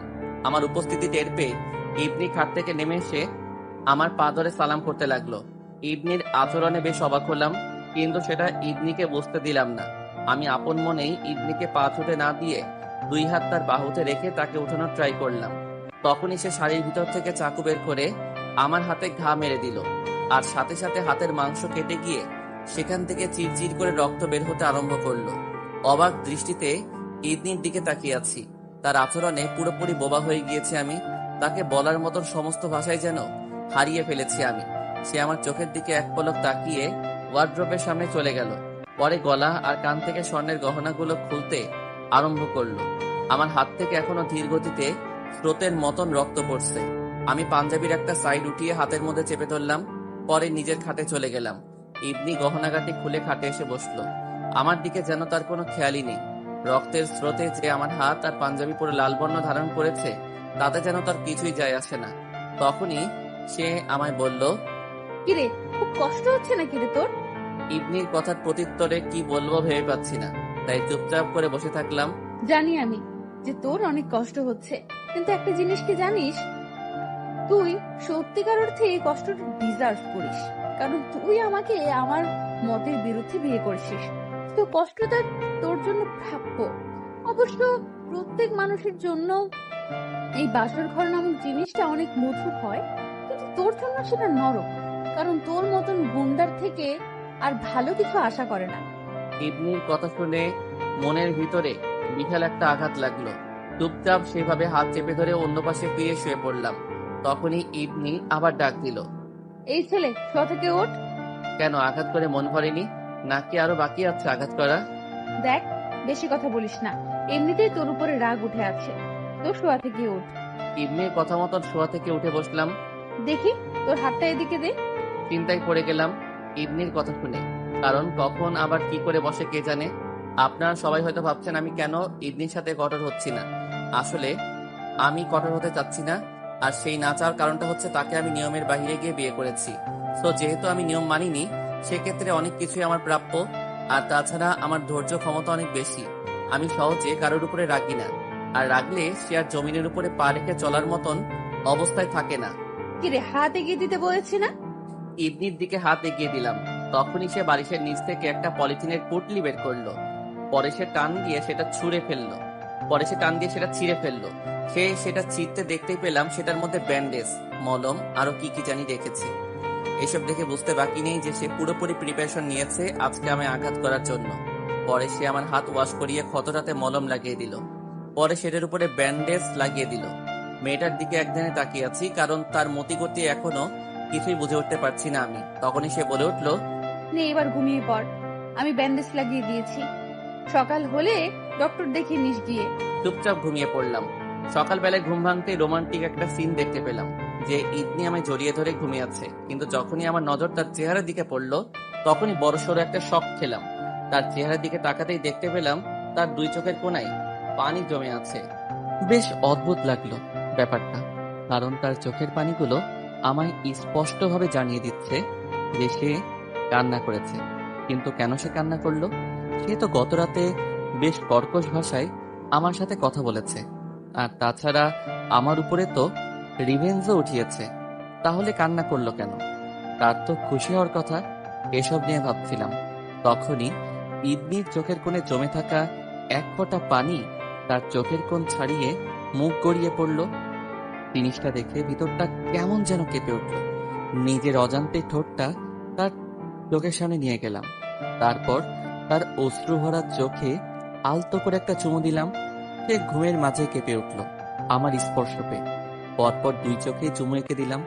দ্বিতীয় চোখে চুমু দেওয়ার পর সে ঘুম পাতালেই আমায় আরো শক্ত করে জড়িয়ে ধরল। ব্যাপারটা বেশ উপভোগ করলাম। আমিও চুপচাপ শুয়ে আছি তার সাথে। তখনই রুমের বাহির থেকে মা এসে ডাকাডাকি শুরু করলো। এই আকাশ, উঠে বৌমাকে নিয়ে নিচে আয়। আর বিছানায় শুয়ে থাকা হলো না। ইবনির থেকে নিজেকে ছাড়িয়ে নিয়ে বিছানা ছেড়ে উঠে পড়লাম, আর ইবনিকেও ডেকে দিলাম। সে ঘুম থেকে উঠেই আমার দিকে বড় বড় চোখ করে তাকিয়ে আছে। আমি তার চোখের থেকে নজর সরিয়ে নিয়ে ওয়াশরুমে ঢুকে পড়লাম। কিছুক্ষণ পর ফ্রেশ হয়ে বের হতেই ইদনি দৌড়ে ওয়াশরুমে ঢুকে গেল। আমি আমার মতন রেডি হয়ে বসে আছি। ইদনিও ওয়াশরুম থেকে ফ্রেশ হয়ে বের হলো। পরে তাকে বললাম রেডি হয়ে নিতে। সে আমার কথার প্রত্যুত্তরে কিছু না বলে চুপচাপ রেডি হয়ে নিল। তারপর এসে আমার সামনে দাঁড়ালো। ইদনি চলো, এবার নিচে যাওয়া যাক। তখনই সে হুট করে আমার কলারটা চেপে ধরে বলতে লাগলো, মানুষজনের ফর্মালিটিসের গুষ্টি মারি। তুই তাড়াতাড়ি আগে হসপিটালে যাবি হাত দেখাতে। তোর হাতের কোনো কিছু না হওয়া চাই আমি। ইদনির এই অদ্ভুত আচরণে ভিতরে খুশির জোয়ার বইছে, কারণ সে আমায় আঘাত করে নিজেই কষ্ট পাচ্ছে। কিন্তু আমার খুশির প্রভাবটা বাহিরে প্রকাশ করলাম না। তখনই সে আবার বলল, কিরে, কথা কানে জানি তোর? আমাকে নিয়ে তো চিন্তা করার কি আছে? তুমি নিজেই তো আমায় ছুরি দিয়ে আঘাত করেছ, আবার এখন নিজেই ছটফট করছো আর কষ্ট পাচ্ছ আমার জন্য। এই বেটা, তোকে কে বলেছে যে আমি তোর জন্য কষ্ট পাচ্ছি? কেউ বলতে হবে নাকি? তোমার আচরণেই তো সব বোঝা যাচ্ছে। একদম ভুল ভেবেছিস তুই, কারণ আমি কোনো কষ্ট পাচ্ছি না। তবে হ্যাঁ, ছটফট করছি। আর তার কারণ হলো তোর হাত ঠিক না হলে আবার ছুরি দিয়ে আঘাত করতে পারবো না আমি, তাই আমি ছটফট করছি। তো তুই তাড়াতাড়ি ঠিক হ। ইদনির কথা শুনে চোখ বড় বড় হয়ে গেল আমার। মনে মনে ভাবছি, এ কাকে বিয়ে করে আনলাম আমি, যার কাছে কিনা কোনো কদরই নেই আমার, যে কিনা সবসময় আমায় আঘাত করার চিন্তা পিকির নিয়ে থাকে। এই, তুই কি এত ভাবিস? হ্যাঁ, না কিছু না, চলো নিচে যাব। চল। ইদনিকে নিয়ে নিচে চলে এলাম। বাড়িতে অনেক লোকজন এসেছে নতুন বউ দেখতে। সবাই অনেক খুশি ইদনির উপরে, কারণ তাদের মনের মতন মেয়ে পেয়েছে তারা। সবাই ইদনিকে নিয়ে ব্যস্ত হয়ে পড়েছে, আর আমি এক জায়গায় বসে কল্পনার জগতে পাড়ি জমিয়েছি যে আমি আকাশ বাইরে মানুষের জন্য জমের চাইতেও কম না। মানুষ আমার আসল পরিচয় জানলেই কপালে হাত তুলে সালাম দেয়। সে আকাশকে কিনা এই মেয়ে যখন তখন চাকু দিয়ে আঘাত করছে, সে আকাশের সাথেই কিনা এই মেয়ে কর্কশ ভাষায় কথাবার্তা বলছে। ভাবতেও অবাক লাগে নিজের কাছে যে কি থেকে কি হয়ে যাচ্ছি আমি। তবে হ্যাঁ, অন্যদিকে ঠিক আছি আমি, কারণ রাজত্ব সবার সাথে করা গেলেও ঘরের মানুষের সাথে করা যায় না। তাও যদি হয় আবার ভালোবাসার মানুষ, আমি মেয়েটার সাথে কখনোই নিজের জোর খাটাবো না। তাকে ভালোবাসা দিয়ে আপন করে নেওয়ার চেষ্টা করব। তখনই দিয়া এসে চিমটি দিল। কিরে ভাইয়া, কি এত ভাবছিস? আরে এমনি কিছু না। তা তো দেখতেই পাচ্ছি। অবশ্যই তুই ভাবের কথা ভাবছিস। আরে না। তুই না বললে কি আমি বিশ্বাস করব না? শোন, আমিও কিন্তু তোর বোন, মনে রাখিস। তোর রাগ কিন্তু আমি চিনি। অনেক পেকে গেছিস তুই। বয়স হয়েছে তো পারবো না। আচ্ছা বাদ দে এখন এসব কথা, চল নাস্তা করবি। দিয়ার সাথে নাস্তা করতে চলে গেলাম। অনেক মানুষ একই টেবিলে নাস্তা করতে বসেছে। আমি আমার বাঁ হাতটা লুকিয়ে রেখেছি, কারণ গতকাল রাতে ইদনি অঘটন ঘটিয়েছে। নাস্তার পালা শেষ করে চিন্তা করলাম হসপিটাল যাব। তখনই মা আমার টিনার রুমে দেখা করতে বলল, তাই মায়ের রুমে চলে গেলাম। মা আগে থেকেই আমার জন্য অপেক্ষা করছে। মা বলো, কেন রেখেছ? আকাশ, তোকে একটা জিনিস করতে হবে। কি করতে হবে মা? ইদনিকে স্কুলে ভর্তি করিয়ে দিতে হবে। কারণ দেখ বাবা, আমাদের পরিবারের সবাই কিন্তু মোটামুটি শিক্ষিত, কিন্তু ইদনি আমাদের পরিবার থেকে অনেকটা পেছনে। এই কয়দিনে মানুষজন আমায় বেশ কয়বার ইদনির বিষয়ে জিজ্ঞেস করেছে। আমি তাদেরকে জবাব দিয়েছি যে সে ক্লাস 10-এ পরীক্ষা দিবে এবার। ঠিক আছে মা, আমি তাকে নিয়ে গিয়ে দিয়ার স্কুলে ভর্তি করিয়ে দিব। তাড়াতাড়ি করিস, কারণ পরীক্ষার কিন্তু আর বেশি দিন নেই। মায়ের রুম থেকে কথা বলা শেষ করে হসপিটালে চলে আসলাম। হাতে আবার 2 সেলাই পড়েছে। হসপিটাল থেকে ফিরে বাসায় চলে আসলাম। পরের দিন সকালবেলায় ইদনিকে বললাম রেডি হতে, কিন্তু সে আমার কথার গুরুত্ব না দিয়ে চুপচাপ বিছানায় বসে আছে। কি হলো ইদনি, আমার কথা শুনতে পাওনি তুমি? তোমায় না আমি রেডি হতে বলেছি? কেন, আমার রেডি হওয়া দিয়ে তোর কাজ কি? তোমায় নিয়ে গিয়ে দিয়ার স্কুলে অ্যাডমিশন করাবো, তো তাড়াতাড়ি রেডি হও। আকাশের কথা শুনে ইদনি এক লাফ দিয়ে বিছানা থেকে নেমে গেল। পরে সে ব্যাগ থেকে কাপড় বের করে চটজলদি ওয়াশরুম থেকে গিয়ে রেডি হয়ে আসলো। আকাশ ইদনির আচরণে বেশ হতবাক। তখনই ইদনি এসে আকাশকে বলে, চলেন, আমি রেডি। আচ্ছা ইদনি, তোমার এই অদ্ভুত আচরণের মানেটা আমি বুঝলাম না। আমার কোন আদেশ পালন করা তো দূরের কথা, তুমি তো আমার কথারই ঠিকঠাক উত্তর দাও না। কিন্তু এখন কি এমন হলো যে লাফিয়ে রেডি হয়ে গেলে? কারণ আমার স্বপ্ন আমি অনেক পড়ালেখা করব, কিন্তু কপাল খারাপ দেখে তার হয়ে ওঠেনি। কিন্তু এখন সেই অপরচুনিটিটা এসেছে, তাই আর কি চটজলদি রেডি হয়ে আসলাম। তার মানে তোমারও পড়ালেখা করার ইচ্ছে আছে? হুম। ঠিক আছে, চলো। তারপর ইবনিকে নিয়ে গিয়ে দিয়ার স্কুলে 10ম শ্রেণীতে ভর্তি করিয়ে দিলাম। মেয়েটার চোখে মুখে খুশির জোয়ার বইছে, কিন্তু সমস্ত প্যারা আমার সহ্য করতে হয়েছে। কারণ 9ম শ্রেণী বাদ দিয়ে 10ম শ্রেণীতে কেউ কাউকে হুট করে ভর্তি করানো যাবে না। কিন্তু প্রিন্সিপাল আমায় খুব ভালো করে চিনে, অনেক ভালো সম্পর্ক রয়েছে আমার পরিবারের সাথে, আর সেই সম্পর্কটা বাবার মাধ্যমে হয়েছে। তাই তিনি প্রথমে আপত্তি করলেও পরে আর করেনি। ইবনিকে অ্যাডমিশন করিয়ে এনে বাসায় নামিয়ে দিলাম। পরে আবার গাড়ি নিয়ে অফিসের জন্য রওনা হলাম, কারণ অফিসে আজ বহুদিন ধরে যাওয়া হচ্ছে না। আজ একটু গিয়ে অফিসের হাবভাব দেখে আসি। অফিসে আসতেই দেখি বিশাল এক সমস্যা হয়ে আছে অফিসে, কারণ কিছুদিন ধরে নাকি ম্যানেজার অফিসে আসছে না, তাই সবার কাজের 12টা বেজে আছে। তাই বাসায় ফোন দিয়ে অফিসে আছি সেই খবর জানিয়ে দিলাম। তারপর নিজেই সবার সমস্যা সমাধান করে দিলাম। বিকেল হয়ে গিয়েছে, সবকিছু গুছিয়ে দিতে দিতে অফিস ছুটির সময় চলে এসেছে। সবাই যে যার মতন বাড়ির উদ্দেশ্যে রওনা হয়েছে। আমিও গাড়ি নিয়ে বাড়ির উদ্দেশ্যে রওনা হয়েছি। কিন্তু একটা জিনিস লক্ষ্য করলাম যে আমার পিছন পিছন একটা গাড়ি আসছে। সে বেশ কিছুক্ষণ ধরে আমার পিছু নিয়েছে। আমি গাড়ি এক সাইডে করে রাস্তায় পাশে দাঁড়ালাম। আমার দাঁড়িয়ে পড়া দেখে সেই গাড়িটা ইউটার্ন নিয়ে উল্টো রাস্তা ধরে চলে গেল। তারপর আমি আবার গাড়ি স্টার্ট করে নিয়ে বাসার উদ্দেশ্যে রওনা হলাম। তখনই পকেটে থাকা ফোনটা বেজে উঠল। গাড়ির গতি কমিয়ে দিয়ে পকেট থেকে ফোনটা বের করলাম। রকি ভাই ফোন দিয়েছে। হ্যাঁ রকি ভাই, কি খবর? এই তো আলহামদুলিল্লাহ। আপনার কি খবর? আমারও চলছে আলহামদুলিল্লাহ। ভাই, একটা ব্যাড নিউজ আছে আপনার জন্য। কি ব্যাড নিউজ? আন্ডারওয়ার্ল্ডের অনেক কয়জন মাফিয়া মিলে আপনাকে এবং আপনার সমস্ত ছেলেপেলেকে মেরে ফেলা ষড়যন্ত্র করেছে, কিন্তু কারা এর পেছনে আছে তা আমি জানি না। রকি ভাইয়ের কথা শুনে মাথায় পুরো বাজ পড়লো মতন অবস্থা। কিন্তু কেন রকি ভাই? আমি তো আন্ডারওয়ার্ল্ডের সাথে যুক্ত নেই, তাহলে কিসের শত্রুতা আমার সাথে? সেটাই তো বড় সমস্যা, যে আপনি আন্ডারওয়ার্ল্ডের সাথে যুক্ত নেই, তাই তো সবাই আপনার পেছনে লেগেছে। কিন্তু কেন?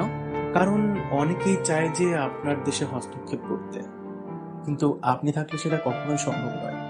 কারণ আপনি কোনো কিছুতে না থাকলেও আপনি তাতে বাধা দেবেন, আর এটা সবাই জেনে গেছে। তাই আপনাকে শেষ করে দেওয়ার চক্র করছে তারা। ভাই, আন্ডারওয়ার্ল্ডের মধ্যে শুধু আপনার সাথে সম্পর্ক রয়েছে আমার, তাছাড়া তাদের আগামাথাও কিছু জানি না আমি। তাহলে আন্ডারওয়ার্ল্ডের লোকেরাই কেন আমার পিছনে লাগলো?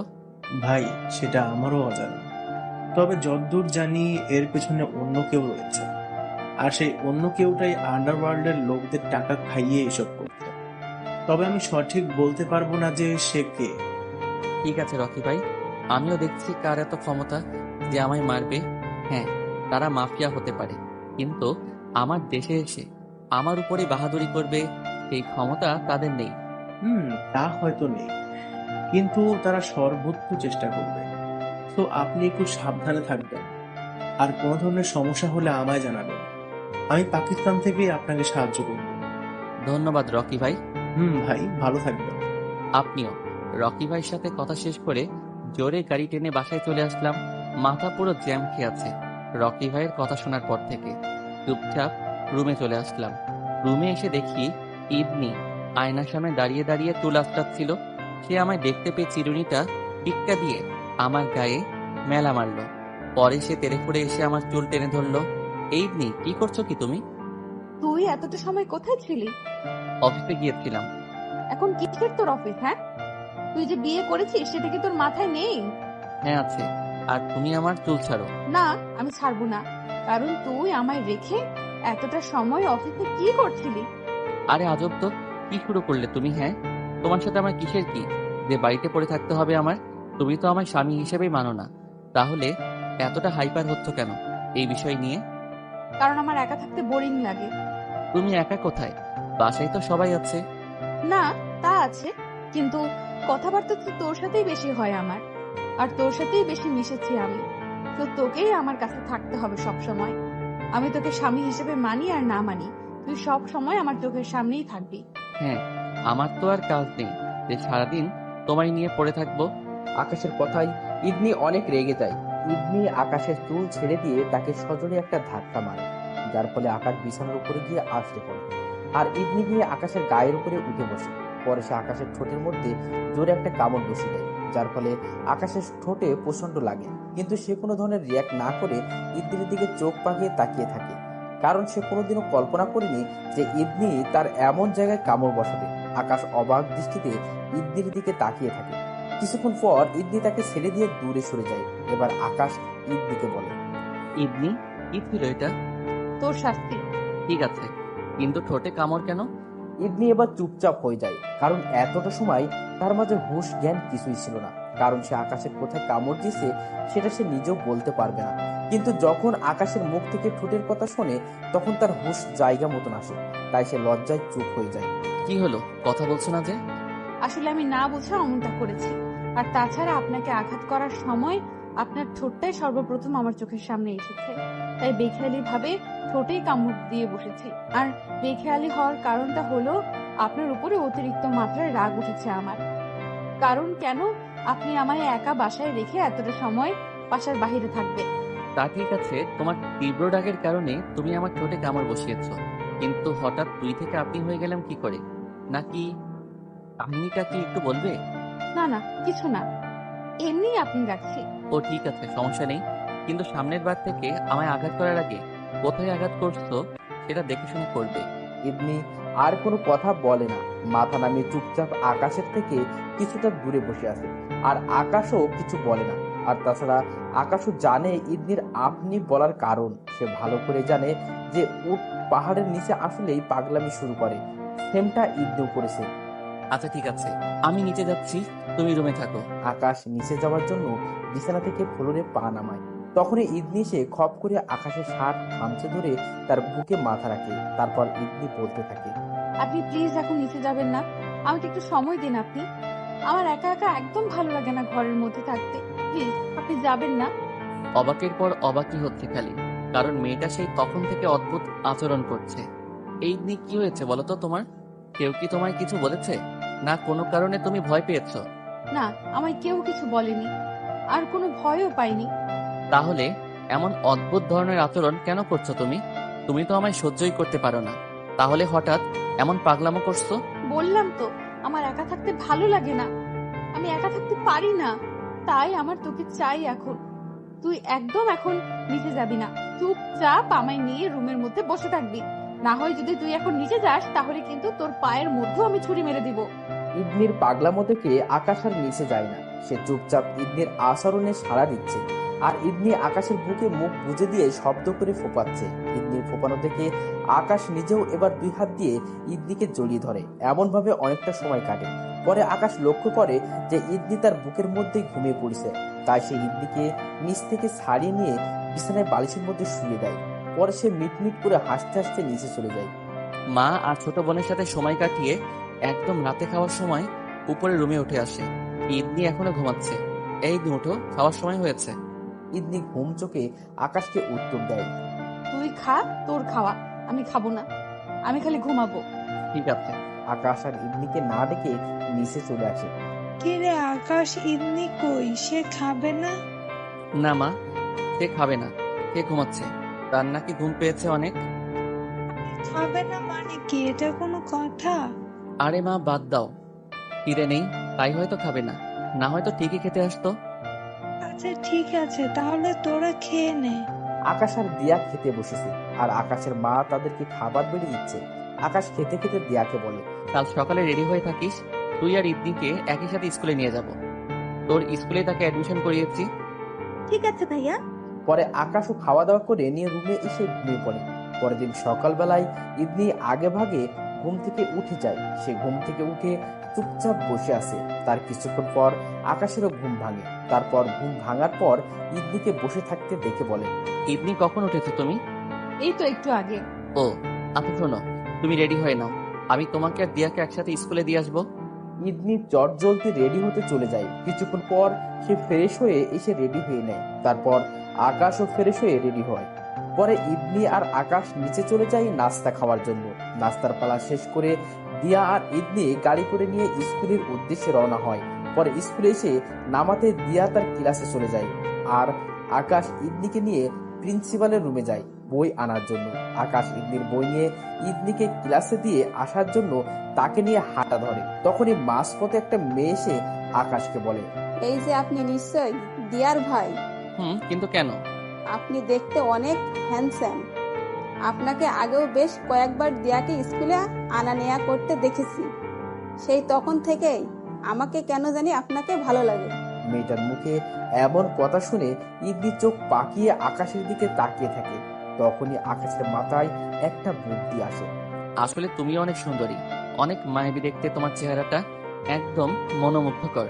আকাশের কথা শুনে মেয়েটা বেশ লজ্জা পায়, কিন্তু অন্যদিকে ইদনি চরম রেগে যায়। কিন্তু সে কিছুই বলতে পারে না আকাশকে, কারণ সে আকাশকে কিছু বলার মতো যোগ্যতা রাখে না। যদি সে আকাশকে স্বামী হিসেবে মানতো বা তাকে স্ত্রীর অধিকার দিত তাহলে সে হয়তো কিছু বলতে পারত, কিন্তু সেই সুযোগ বা অবস্থান তার নেই বা হয়নি এখনো, তাই সে কিছুই বলে না। কিন্তু তার ভিতরে কেমন যেন এক ধরনের খারাপ লাগা কাজ করছে। মনে হচ্ছে যেন তার জিনিসের উপরে কেউ অধিকার ফলাচ্ছে। অদ্ভুত ধরনের একটা কষ্ট অনুভব করছে সে নিজের ভিতরে। তাই সে চোখ মুখে কালো করে সামনের দিকে হাঁটা ধরে। এদিকে আকাশ ইদনির হাবভাব থেকে বুঝতে পারে যে তার ঔষধটা কাজ লেগেছে। আচ্ছা, আমি এখন যাচ্ছি, আমার একটা জরুরি কাজ আছে। তারপর মেয়েটার সামনে থেকে চলে আসলাম। একটু জোরে হাঁটা দিয়ে ইদনির কাছে গেলাম। সে চোখ মুখ একদম কালো করে রেখেছে। এই ইদনি, কি হয়েছে তোমার? বেহুদাই প্রশ্ন করলাম ইদনিকে, কারণ আমি ভালো করে জানি কি হয়েছে।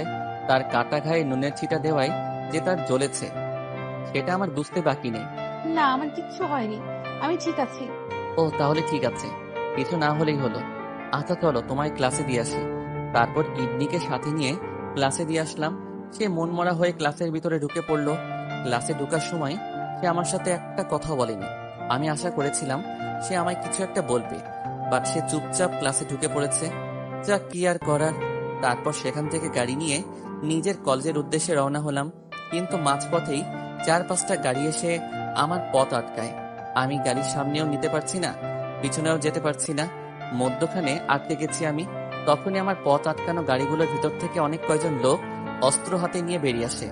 পরে তারা আমার গাড়ির সামনে এসে আমার দিকে অস্ত্র তাক করে চতুর্পাশ থেকে আমাকে ঘিরে ফেলে।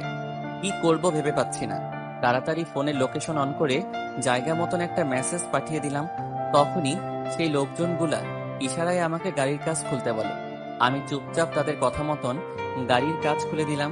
তখনই একজন এসে আমার গলায় গুলি ঠেকিয়ে ধরে গাড়ি থেকে বের হতে বলে।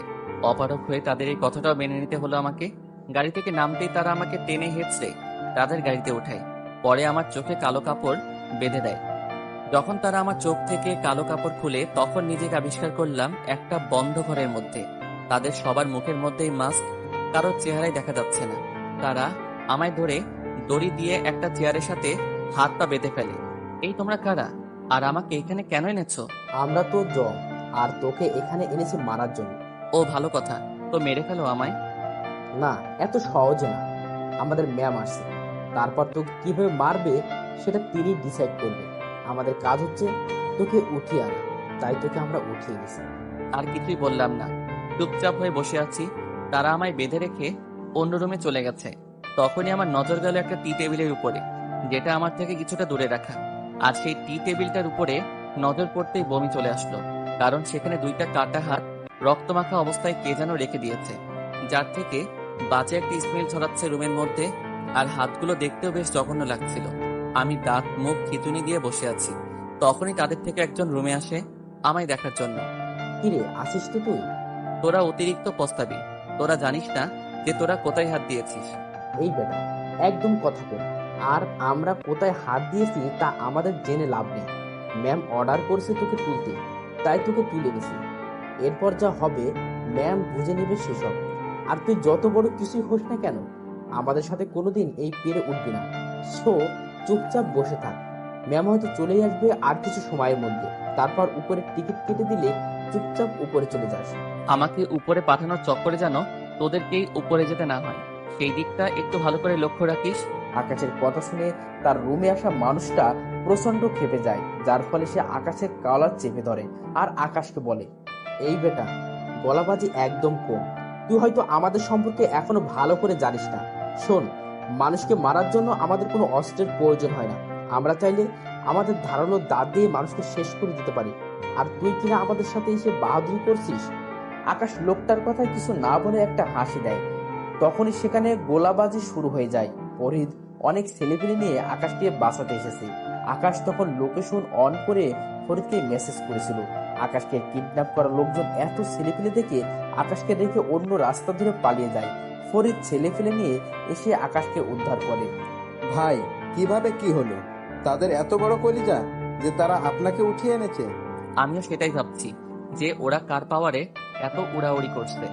ভাই, হয়তো এইসবের পিছনে বড় কারোর হাত রয়েছে।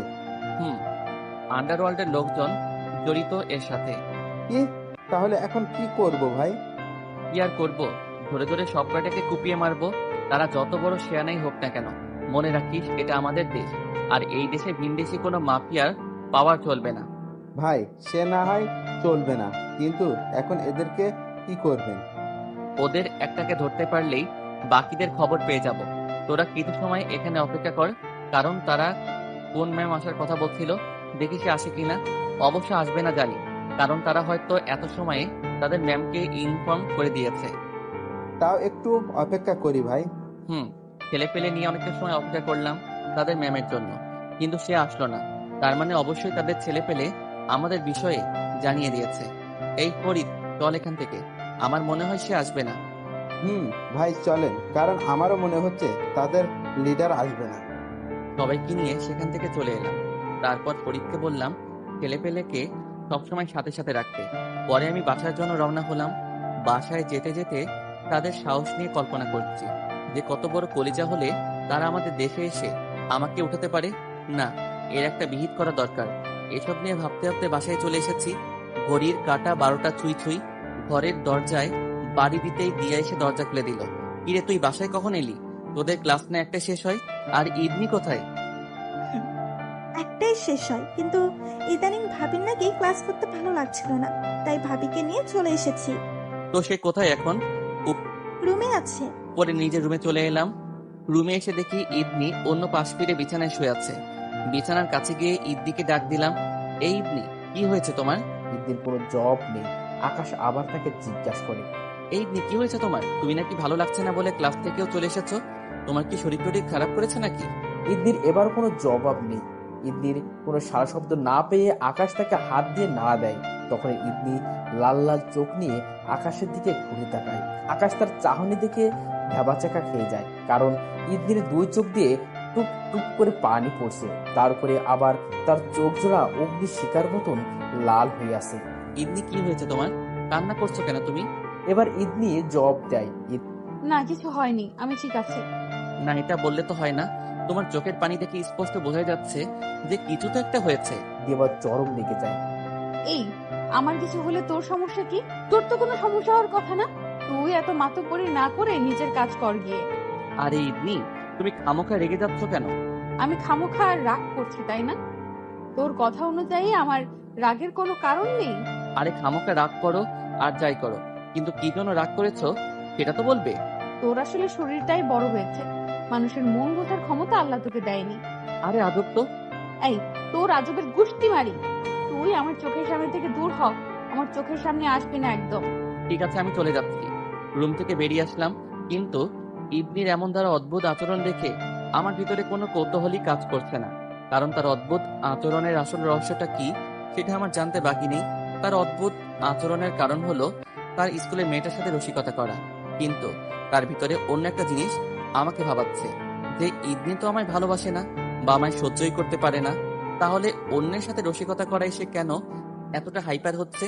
দূর, যাই হবে হোক, সে আমার সাথে কেমন আচরণ করবে সেটা তার ব্যাপার। সেসব নিয়ে আমি কখনোই মাথা ঘামাবো না। দুপুর হয়ে এসেছে, আবার রুমে এসে ইদ্দিকে খাওয়ার জন্য ডাক দিলাম, কিন্তু সে সোজা বাংলায় না করে দিল যে সে খাবে না। দুপুর পেরিয়ে রাত হয়ে এসেছে। এর মধ্যে আমি আর তার সামনে আসিনি। সারাটা দুপুর সে রুমেই কাটিয়েছে। সিদ্ধান্ত নিলাম রাতেও খাবারের জন্য জোর করব না তাকে। যখন তার পেটে টান পড়বে তখন এসে সে আপনা আপনি খাবে। কিন্তু মা তা হতে দিল না। রাতের বেলায় খাবার নিয়ে গিয়ে নিজের হাতে ইদ্দিকে খাইয়ে দিয়েছে। মা ইদ্দিকে খাইয়ে দিয়ে নিচে এসে আমায় এক গাদা প্রশ্ন ছুড়ে মারলো। আকাশ, ইদনি কান্না করছিল কেন তাকে খাইয়ে দেওয়ার সময়? কি করেছিস তুই ওর সাথে? কি করব আমি আবার তার সাথে? কিছু তো একটা করেছিস, না হয় সে কান্না করছিল কেন? মা আমি তার সাথে কিছুই করিনি। আর সে কান্না করছিল কেন সেটাও আমি জানি না। তবে তুমি তো তাকে জিজ্ঞেস করতে পারতে। করেছি, কিন্তু কোনো উত্তর দেয়নি। তবে তার কান্নার ধরন আমার কাছে বেশি একটা সুবিধার মনে হয়নি। হয়তো মেয়েটা কোনো কিছু নিয়ে বেশ কষ্ট পেয়েছে। মায়ের কথা শুনে গলায় কাশি চলে এলো, কারণ তিনি ঠিকই ধরেছেন যে সে কিছু একটা নিয়ে অনেক কষ্ট পেয়েছে। কিন্তু মাকে সেটা বলা যাবে না বা বুঝতেও দেওয়া যাবে না, তাই কথা ঘুরিয়ে ফেললাম।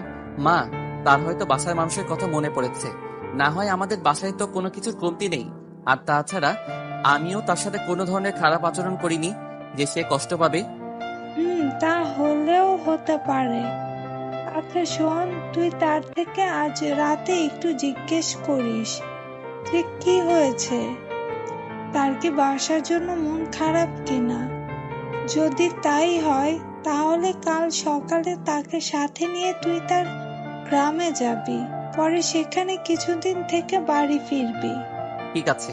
পরে আমিও খেয়ে দিয়ে রুমে চলে আসলাম, কিন্তু তাকে কিছু জিজ্ঞেস করলাম না, কারণ আমি জানি সে আমার প্রশ্নের কোনো উত্তরই দিবে না। তাই আর মুখ নষ্ট করলাম না। চুপচাপ বিছানায় এসে শুয়ে পড়েছি। আর সে আগে থেকেই অন্য পাশ ফিরে বিছানায় শুয়ে আছে। বিছানায় শোয়া মাত্রই আমার ঘুম চলে এসেছে।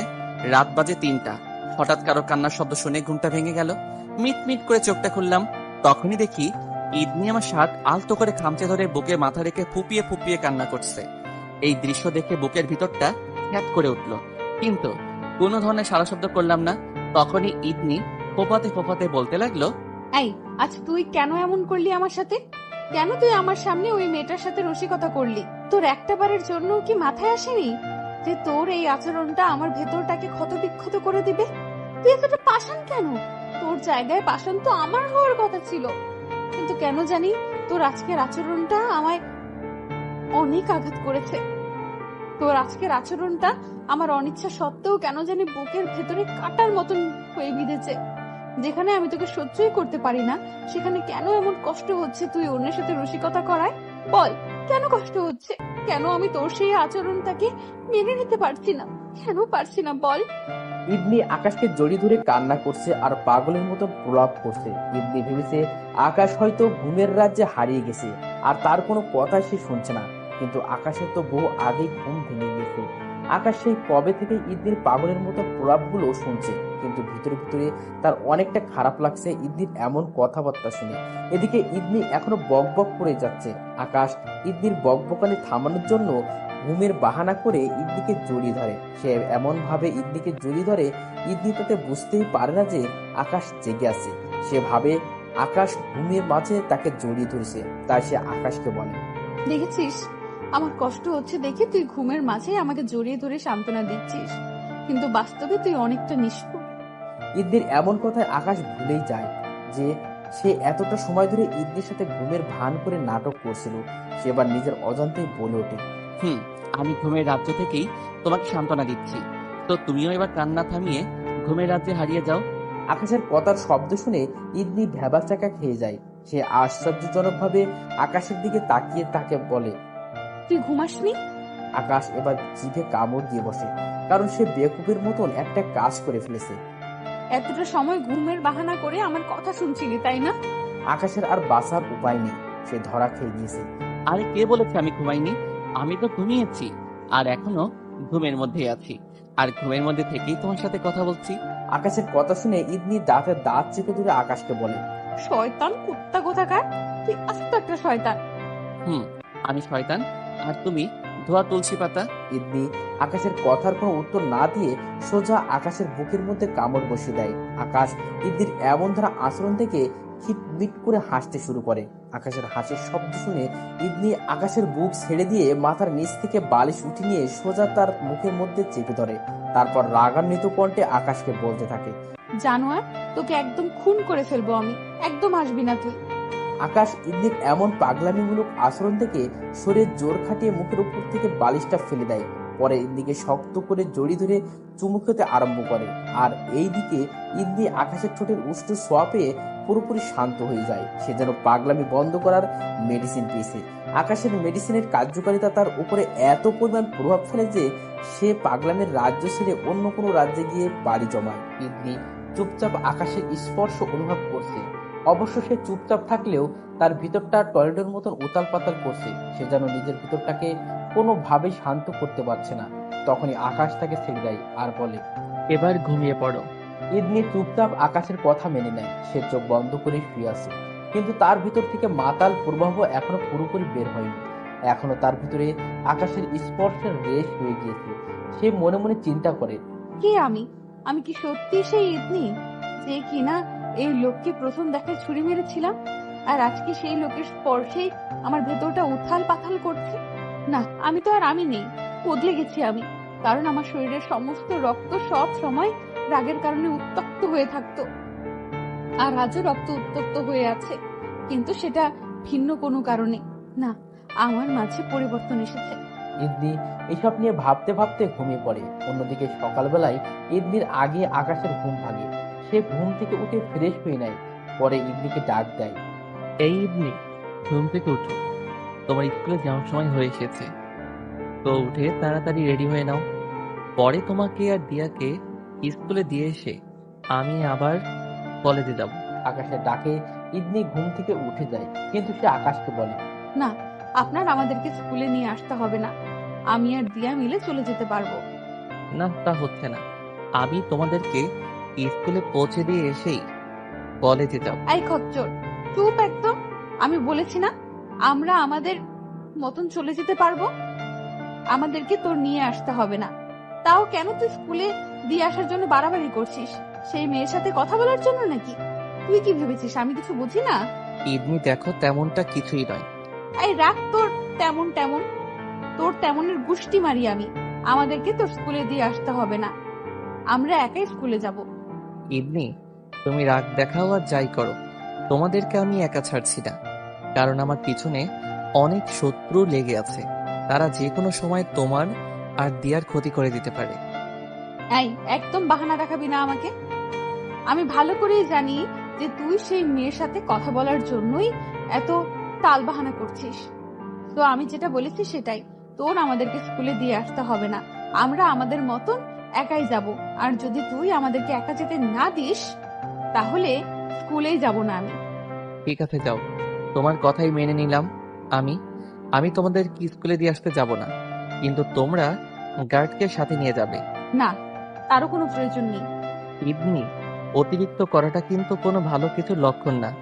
তো তোমাদের সাথে গার্ড যাবে, আর তারা সেখানেই থাকবে। তোমাদের যখন স্কুল ছুটি হবে তখন তারাই তোমাদেরকে নিয়ে আসবে। তো এবার রেডি হয়ে নাও, আমি চললাম। আকাশ তার কথা শুনিয়ে নিচে চলে আসে। পরে নিচে এসে নাস্তা করে নেয়। নাস্তা শেষ করে চারজন গার্ডকে বলে ইদনি আর দিয়াকে স্কুলে দিয়ে আসতে আর ফুল টাইম স্কুলে থাকতে।